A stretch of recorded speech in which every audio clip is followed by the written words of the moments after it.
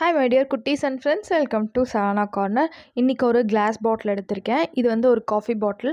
இதுக்கு மேலே தான் நம்ம வந்து பெயிண்டிங் ஆர்ட் பண்ண போகிறோம். ஓகே, அதுக்கு வந்து பிங்க் கலரும் அது கூட ஒயிட் பெயிண்ட்டும் மிக்ஸ் பண்ணிக்கிறேன். அப்படி பண்ணும்போது நம்மளுக்கு என்ன கலர் கிடைக்கும்னா, ஒரு லைட்டான அழகான ஒரு பேபி பிங்க் கலர் கிடைக்கும்.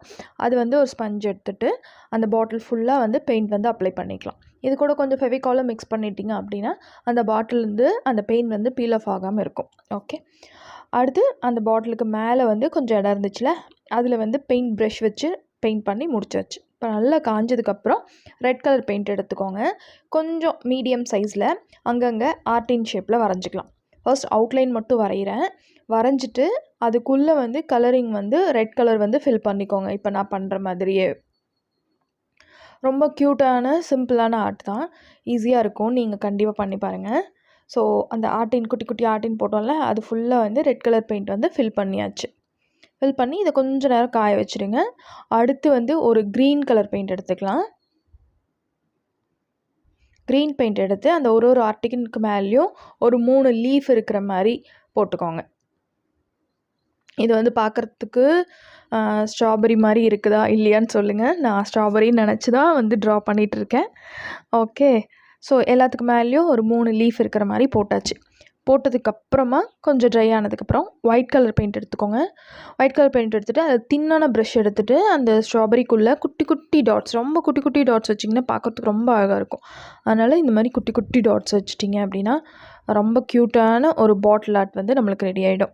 இதுக்கு மேலே நீங்கள் வந்து வார்னிஷ் பண்ணிட்டீங்கனாலும் பெயிண்ட் வந்து கீழே உறிஞ்சி வராமல் இருக்கும். ஸோ ரொம்ப நாளைக்கு அழகாக இருக்கும், கலர் அழகாக இருக்கும். ஓகே, இப்போது ஒயிட் பெயிண்ட் ஃபுல்லாக அப்ளை பண்ணியாச்சு.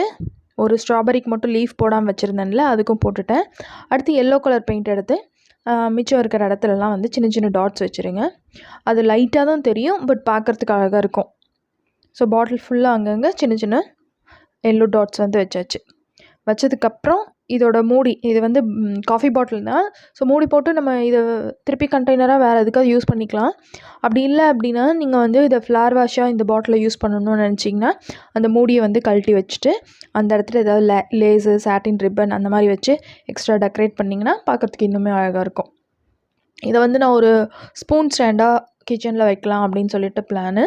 அதுக்காக மேலே வந்து ஹார்ட் க்ளூ அப்ளை பண்ணிவிட்டு இந்த லேஸ் இருக்கு இல்லையா, அந்த லேஸை வந்து அப்படியே சுற்றிட்டு ஒட்டி வச்சிடலாம். அவ்வளோதான்.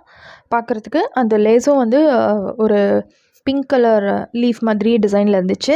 அதனால் இதுக்கு ரொம்பவே மேட்சிங்காக இருந்துச்சு. அப்படி இல்லைன்னா நீங்கள் உள்ளன் த்ரெட் அந்த மாதிரி ஏதாவது கூட வைண்ட் பண்ணி வச்சுக்கலாம்.